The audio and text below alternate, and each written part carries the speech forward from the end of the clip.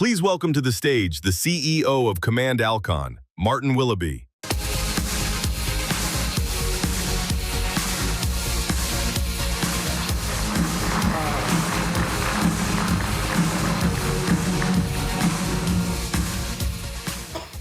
Welcome. All right. Everybody having a good first day of the show? Yes. All right. Well, this will wrap up the groundbreakers today, so thanks for coming out. We got a great crowd in here, and I got to tell you, I'm excited about this topic, so thank you for coming to join me to think about this a little bit. And I tell people, I believe it's a very exciting time to be in technology, and it's a very exciting time to be in this industry, and so we're all in this together. And I tell you a little bit of perspective as I get into this. I don't know about you guys, but when I was, my kids were young. I think my son was about 5 years old, and I was coaching soccer. I don't know if anybody's had this lived experience, but over the best of my coaching abilities, every time that ball would go out in the field, what did everybody do? Just swarm the ball, didn't they? And if you can visualize that, it's kind of the way I feel a little bit about AI, in the sense that all the attention can just kind of get on that, and we lose perspective of the field. And so what I hope to do today is talk with you a little bit about how do we keep perspective and how do we think about AI through the lens of leadership. So I don't know about you, but I think all things rise and fall on leadership. And so that's what I want to talk about for a few minutes today. Now, fair warning, this is a class participation, so no worries for you front row folks. I'm not going to bring you on stage or anything, but this is some class participation, and you'll see what I mean in just a minute, because you know, we come from all over to be at this show, and we can all learn from each other. And that's what I hope to do over the next few minutes. Everybody with me? All right, well, let's jump into it here with a little class participation. All right, if you grab your phones, and let's see here, we're going to do a little Slido, and just want to get a sense of, for those of you in the room and with each other here, how often are you using these large language models? You know, Grok, ChatGPT, Gemini, whatever your personal favorite is. Let's kind of get a feel for the room here. All right. We'll give it a second more. I'm starting to get a feel for, all right, this is an AI-focused room, I'm starting to think a little bit here. That's exciting. All right, informal poll here. How many of you are ChatGPT people? I'm just trying to get in a feel. Okay, wow, a lot. All right, what about Grok? Got any Grok users in here? Yeah, there's some funny stuff you can get out of that Grok when you get that voice going. What about Claude? Any Claude users here? Okay, all right, so I think I'd invest in ChatGPT at the moment. They seem to have the majority of the room right now. Well, thank you, and we'll share some more. Keep your Slido up, because we'll come back to that with some additional surveys here. So what I want to hit on first is really this, I believe, and some of you may have been in the industry for decades. I've been in the industry about 6 years, but I believe we're at a generational shift point, both in people and technology in our industry. And so we've been through the waves in the past, whether it was mainframe computers to personal computers, but I think we're in a moment right now together, and that's what we want to think through as we go forward. So, I was just listening to the last presentation. They gave some good stats about changes in the workforce, and we're all familiar with those. As I've been traveling around the world talking to customers and thinking about it, and definitely a push from the younger generation. They're like, look, Martin, you know, I can do very high-tech stuff ordering a pizza. You know, I need to be able to do that with all of my construction technology. So the expectations are high, I think, coming into this. We do have a lot of people retiring out, and what do we do with that? And then what do we do with this AI that's upon us? So I think these are just some of the pressure points. As we think about this era that we're in, you know, what are some of the facets of it? One, I did some research to think about some of the prior things, the internet, those of you that lived through that coming out, or the smartphones coming out. There was these big kind of adoption curves over years, but with this recent LLMs, there's been an explosion with that. The speed is so fast, and it really impacts every facet of our organization. So it's part of this era that we're living in. Just to kind of level set with this, what is AI? What are we talking about? It's really a mass prediction engine, is it not? You talk to it, and boy, and it just feels like, I don't know about you, but I feel like it's starting to know me. You know what I'm talking about? Like I hate to admit it, we're kind of friends, we're talking back and forth, and but really just realizing it's just predicting that next word. It just is scary to think about that. But it's one large prediction engine.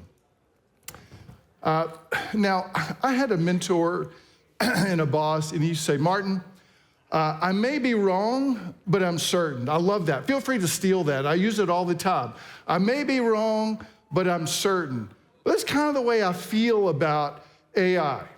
I was talking to somebody this morning that's using the technology, and I said, hey, have you adopted it through? And he said, well, the problem is I'm only getting about 80% accuracy with what I'm trying to do. And that 20% really matters. And what scares me is it's very confident about that 20% that's actually wrong. And so this is something we have to think through as we go through this.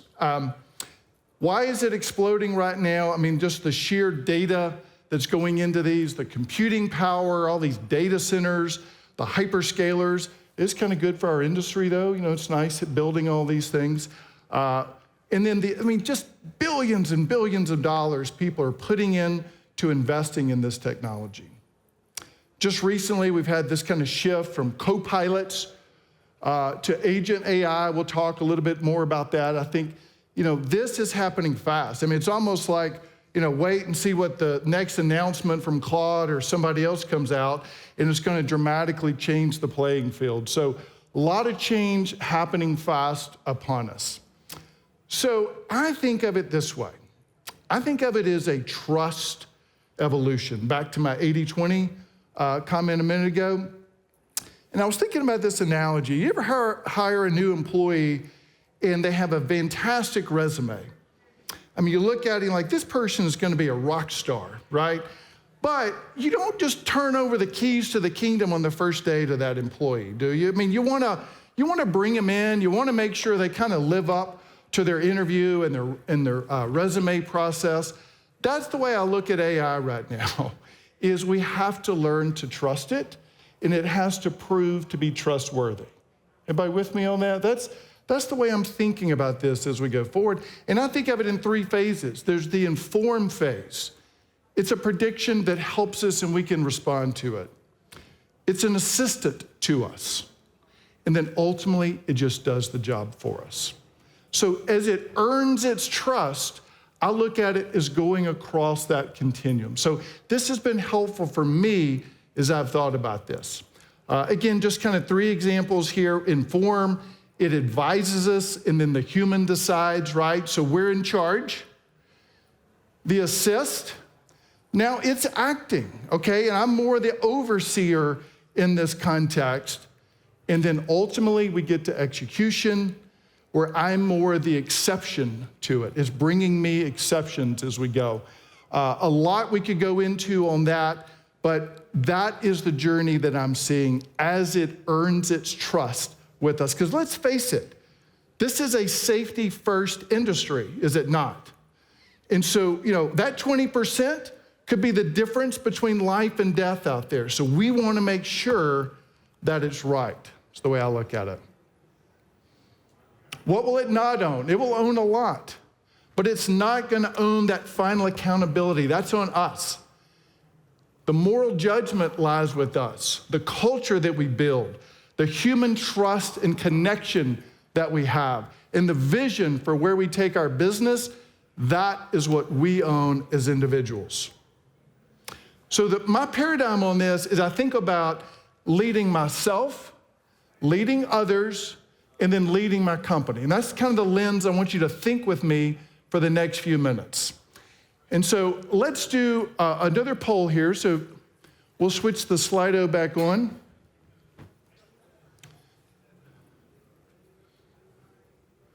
Just kind of see where your role is here. We'll see who's in the room with us together.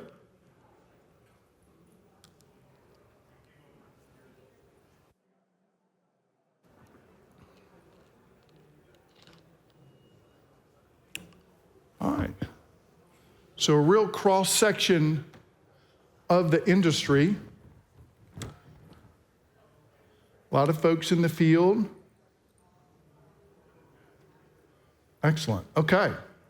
Well, it tells you some of your neighbors, who's sitting by you and who's in the room with us today as we go forward. All right. So, I don't know about you, but the hardest person to lead to me is the person I look at in the mirror every day. And what I mean by that is my own habits, my own decision-making, being the kind of person that other people want to follow. So whenever I talk about leadership, I start with myself, just to give you the perspective on this. And so when I think about that, I think in this age of AI, what's going to be critical? I think there's at least 3 elements to this that if we want to be great leaders in our organizations around this. First, and I'm going to go through each of these, is being self-aware, developing your human superpowers, and adopting a growth mindset. First, on being self-aware. Now, when I talk to people, I can kind of tell from that original survey what the folks in this room, it seemed like we have a lot of people that are power users. But when I talk to people, there's a whole spectrum. I mean, even senior people in organizations, they're like, I'm hoping maybe I can retire before I have to deal with any of this, or, I just don't know if I want to get into all this AI stuff. So where am I on that and being real with myself in that perspective? Am I curious? And then understanding in this age, what are those unique strengths that I'm bringing to the table? Understanding those human superpowers. So I have 2 children, one who's in their mid-20s and one still in college. And any of those with children, it's a very difficult time to advise about future careers, is it not? And I think about it all the time. And what do I tell them? And so I focus a lot, when I go speak at colleges, I talk about developing those human superpowers. What are those things that we as the individual will always bring in this new world? Finally, adopting a growth mindset. Now, this is huge, and let me explain.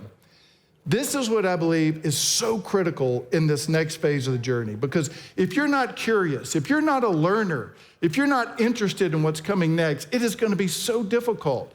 I make this the number one thing I'm looking for when I'm hiring people, is do they have a growth mindset? Are they willing to learn, or are they stuck in an old way of thinking? Because it's going to be so challenging if they're not. And so if I'm leading myself, I need to continually ask, am I willing to learn? Am I willing to grow? Am I willing to experience what's next around this? So again, as I think about the question I ask myself, what I hope to work with my children on and others is, what are those human skills that we want to develop? So as we go forward, so that's leading yourself. So that's the first step in the journey. Then we got to get into, how do we lead others, and what does that look like? Now, in organizations, this is what I'm finding, is that there's a lot of AI being deployed. Millions and millions of dollars being put to work in there, but the ROI is still to come. We're still not seeing that at scale. Now, that's going to change, and I'm seeing more and more focus on that. But I believe, ultimately, while the tech will continue to improve, I think this is about leadership. That's why I'm so excited to look in this full room of people here. This is a leadership moment, and that's what we're leaning into. And so to me, I think this is a bit of a contrast you can see of what does that interrelation look like? What is AI doing in my business, and what do I as a leader need to bring to this equation? I'm the one that has to decide the relevance of the information, whether or not I want to act on these predictions. I own the consequences, right? It's not like I can pass the buck and say, well, this dumb old AI engine told me to do it. Well, I'm the one that has to take responsibility for that. I own it. I own those life and death consequences out there. I have to define success. And then how do we make sure, and I'm going to talk more about this, that we preserve our humanity through all of this. This to me, I think about this slide all the time, y'all. This is, like when I'm talking to people, when I'm talking, like I said, to my kids, to the college students, this is what I think about. It's the intersection of these two that is the sweet spot, I believe, for our future. And so, just want to encourage you, as you think about your own careers, you think about the people in your organization, where's the magic going to happen like that? A couple of things I would point out on this slide. Ultimately, and I talked a little bit already about this trust evolution, right, that we want to have. To me, and again, we're in a trust industry. When I came into this industry, I realized this is a say what you're going to do and do what you say industry. It's a handshake around those things. That's what this is about. And so, same thing, if you're leading others, you've got to keep the trust. And so how do you do that? You give context, you explain the why of what's going on. One of my favorite things to do, when we first started rolling this out within our organization, okay, I don't know if kids still do this. Does anybody do show and tell when you were a kid? Did anybody still do that when you were in class, show and tell?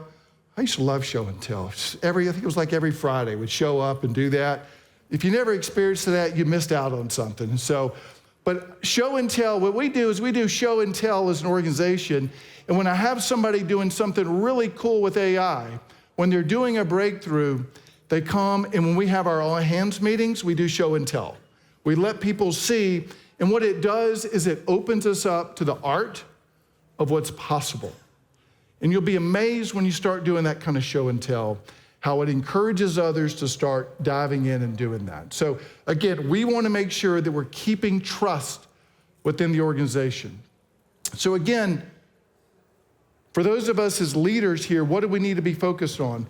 We've got to make sure, and I really want to zero in on one of these, and that is, we want to be the role models of this, right? It's one thing if I'm telling my team, hey, you go do all this, do that, but I'm not going to use this stuff.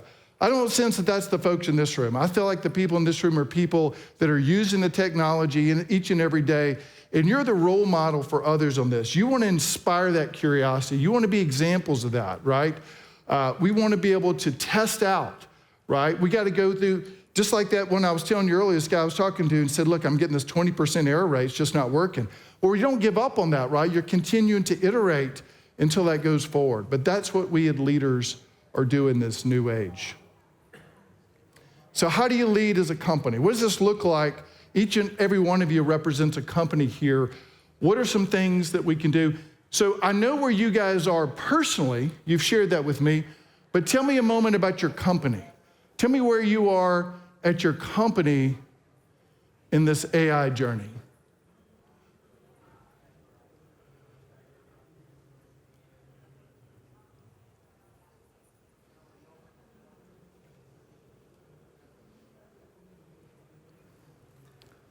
All right.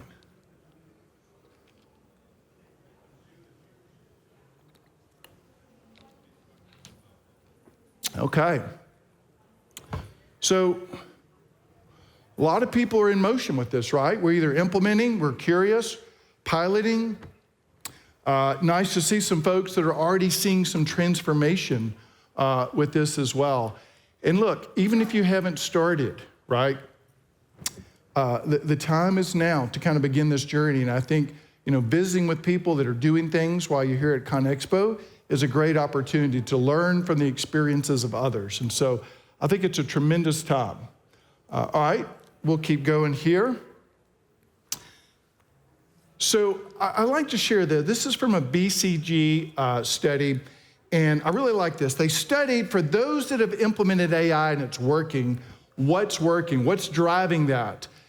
And this is the big takeaway for me, and it really resonates with my gut on this, which is, look, the tech is certainly important, right? Choosing the right technology, getting the right data, garbage in, garbage out. We all know that mantra.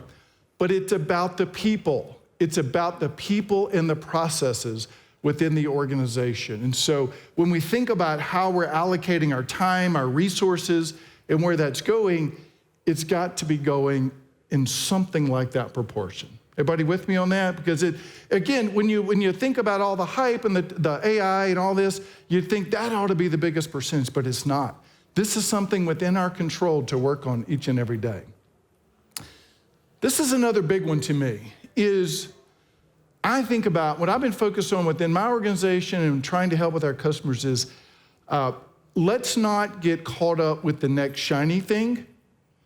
What is the problem we're trying to solve? What is the business outcome in my business? That's what I want to focus on, because I think it's very easy in this time period to just kind of run to the next shiny thing. But if we focus on those outcomes, we can see opportunities. And so this is a mental model that I have and think about in my own business is I take a step back, right? And there may be workflow processes or things that I've just kind of endured for a long time. But I'm going to step back and say, what are the business outcomes that I want to see changed? And maybe the art of possible. Maybe the world has changed enough that we can attack some of these old problems. What needs to change? And then I can go out and say what technology is available or maybe could be available to solve that challenge. To me, this is the mental model. It's easy to, but this is the way we drive the ROI in our businesses, in my opinion. All right. Thinking about this, thinking about your respective businesses, what is one area that you would love to see some real change, right? If you could rub the magic ball here and all of a sudden the technology was perfect to drive something in your business, where would you like to see that change?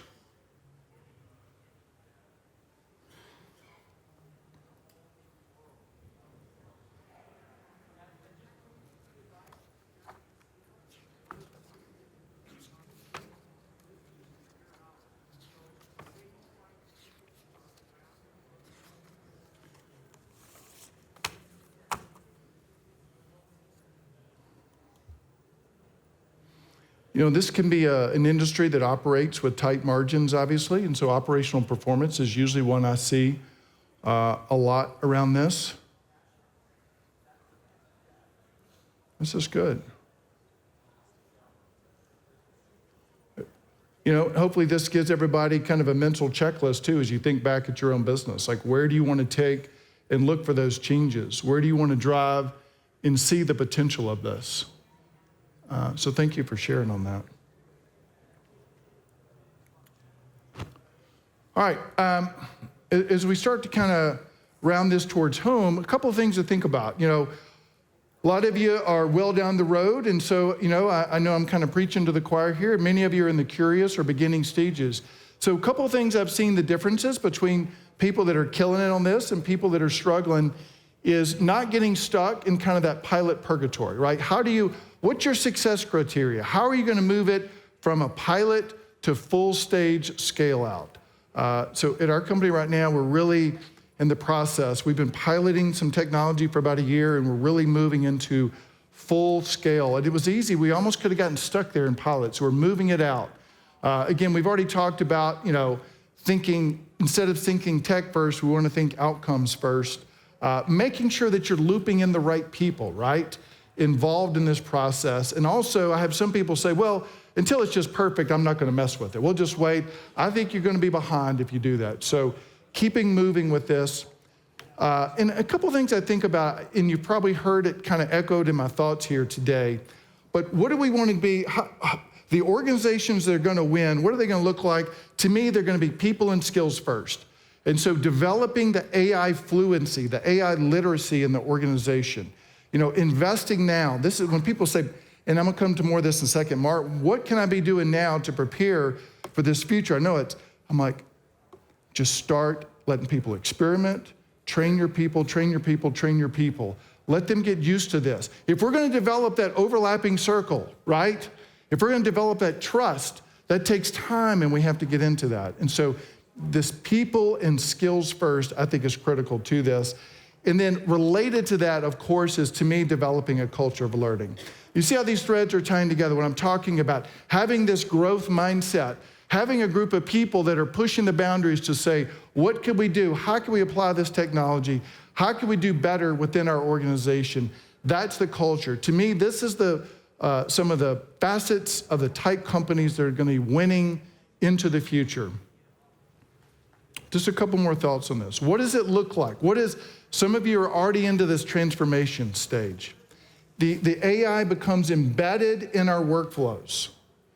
You know when to override it, right? Have an ongoing discussion with people. I think one of the biggest challenges is going to be, right now we have people, and there's a lot of people in this room that have this, decades of experience. They know when the AI is wrong. But what do you do when you don't know if the AI is wrong? How do you manage in that context? And so I think understanding that, and how do we continue to have people that can understand that difference. Again, if I have people, and I've been really working to see who in my organization is going to embrace this and who just can't get over the trust and willingness to do it, and then putting the metrics around it. What's the ROI that you're looking for? What are the goals for the deployment of these projects? Some of the things that transformation looks like. And again, I always like to kind of be future focused. What does the organization of the future look like? What are some of those common characteristics? And can I reverse engineer and make sure my organization is on that path? I would just highlight a few things on here, right? This is all going to be about the quality of your data, right? You want your data to become a strategic asset within your organization, because the AI is going to leverage that data.